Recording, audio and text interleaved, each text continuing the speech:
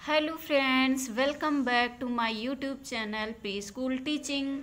कैसे हैं आप सभी लोग? आई होप आप सभी लोग बहुत अच्छे होंगे और आपकी पढ़ाई भी अच्छी चल रही होगी। तो आज की वीडियो में हम स्टार्ट करते हैं फ्यूचर कंटिन्यूअस टेंस। तो फ्यूचर कंटिन्यूअस टेंस क्या होते हैं, इनकी पहचान क्या होती है, हेल्पिंग वर्ब क्या होती है, आज की वीडियो में हम पढ़ेंगे। तो वीडियो को लास्ट तक जरूर देखिएगा। तो चलिए स्टार्ट करते हैं फ्यूचर कंटिन्यूअस टेंस। तो फ्यूचर कंटिन्यूअस टेंस की पहचान क्या होती है? जिन वाक्यों के अंत में रहा होगा, रही होगी, रहे होंगे, रहा हूँगा आदि शब्द आते हैं उन्हें फ्यूचर कंटिन्यूअस टेंस कहते हैं। रहा होगा, रही होंगे, रहे होंगे, रहा हूँगा आदि शब्द आते हैं तो उन्हें फ्यूचर कंटिन्यूअस टेंस कहते हैं। तो फ्यूचर कंटिन्यूअस टेंस की हेल्पिंग वर्ब क्या होती है? तो फ्यूचर कंटिन्यूअस टेंस की हेल्पिंग वर्ब होती है will be and shall be. Will B and shall be, जो भी आई और वी सब्जेक्ट होता है उसके साथ में शैल बी का यूज करते हैं और विल बी का यूज करते हैं अदर सब्जेक्ट के साथ, या किसी का भी नेम होता है या आई या यू हो गया, दे हो गया, ये किसी का नेम हो गया तो उसके साथ में विल बी का यूज करते हैं और शैल बी का यूज करते हैं आई वी के साथ में। तो चलिए, इसमें क्या होता है, वर्ब की आईएनजी फॉर्म का यूज करते हैं, वर्ब में आईएनजी लगा देते हैं। ठीक है, अब हम चलते हैं पॉजिटिव सेंटेंस की तरफ। तो पॉजिटिव सेंटेंस के फॉर्मूलाज क्या होते हैं वो देखते हैं। पॉजिटिव सेंटेंस, तो पॉजिटिव सेंटेंस का फॉर्मूला होता है सब्जेक्ट प्लस विल बी या शैल बी, विल बी या शैल बी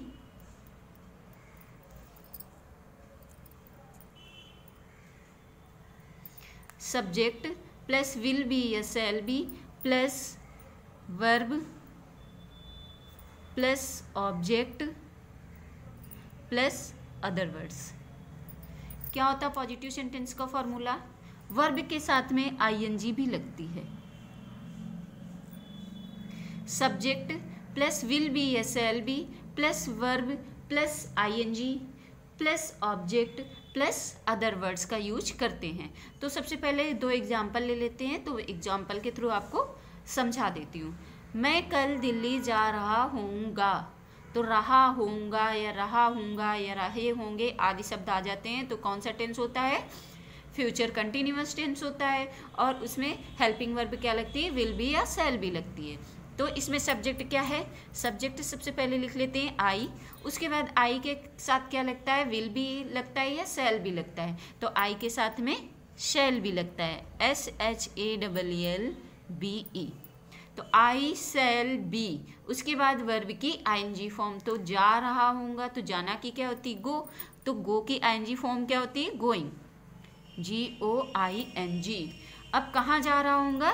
टू दिल्ली। अब कल, कल मतलब फ्यूचर में आने वाला कल, तो जो फ्यूचर में आने वाला कल होता है उसके लिए हम यूज करते हैं टुमारो, TOMARROW। और जो पास्ट में कल होता है तो उसमें एस्टरडे यूज करते हैं, YESTERDAY। और टुमारो किस में यूज करते हैं? फ्यूचर में कल के लिए टुमारो का यूज करते हैं। तो मैं कल दिल्ली जा रहा होऊंगा, तो I shall be going to Delhi tomorrow. Next example है वे कोलकाता से आ रहे होंगे, तो वे क्या है? दे।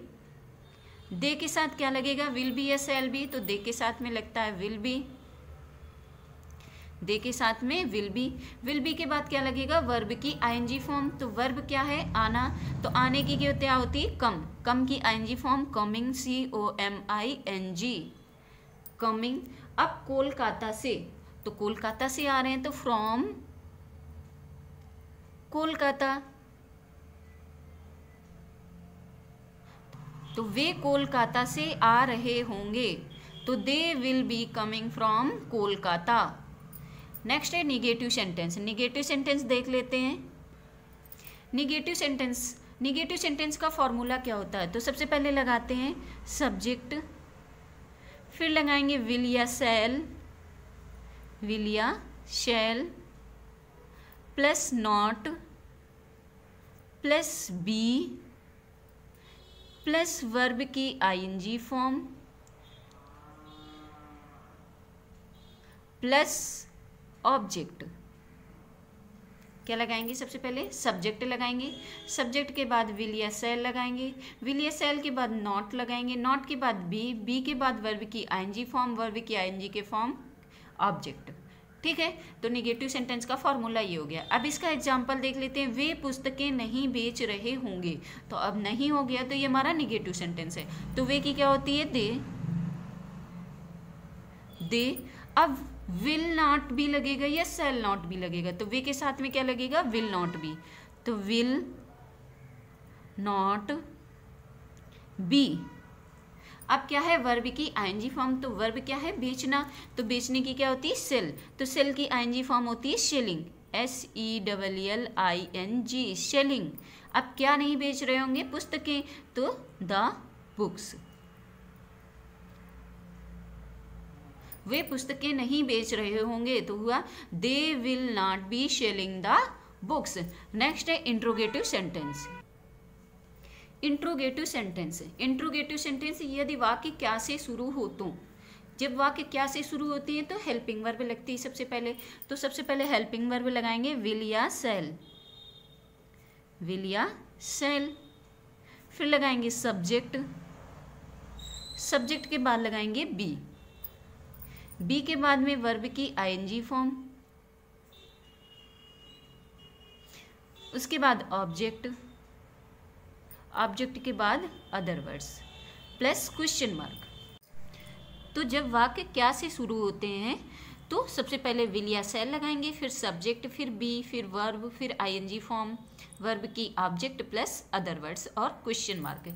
अब आपको दो एग्जाम्पल बता देती हूँ, यदि वाक्य क्या से शुरू हो तो कैसे बनाते हैं।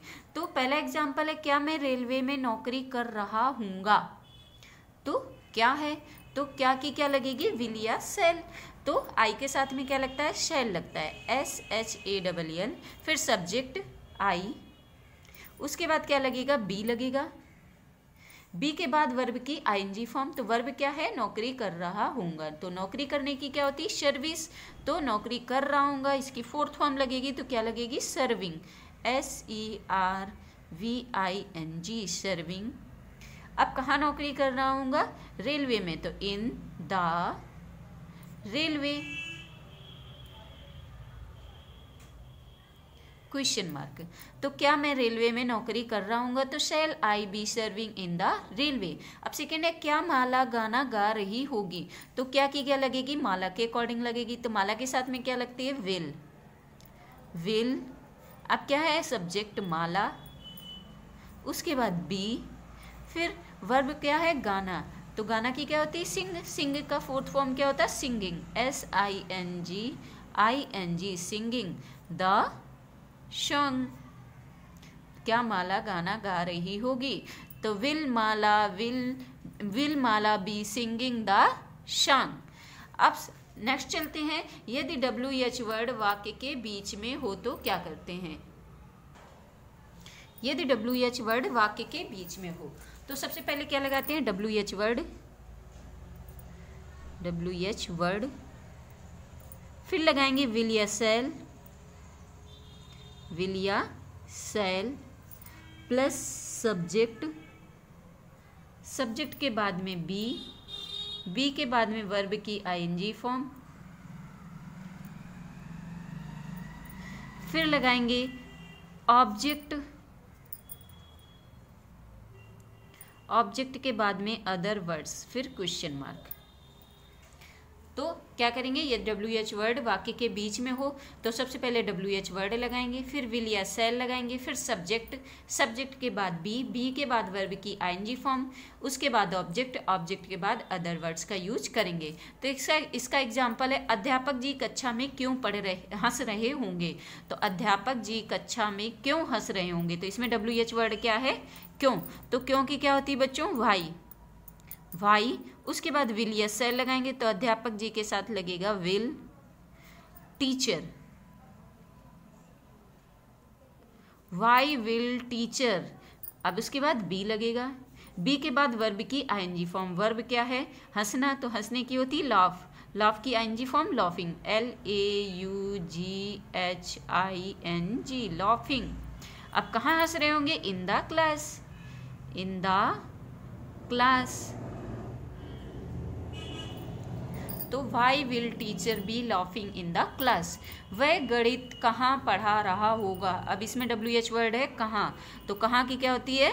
Where, WHERE, where. अब वह के साथ में लगेगा विल, वेयर विल।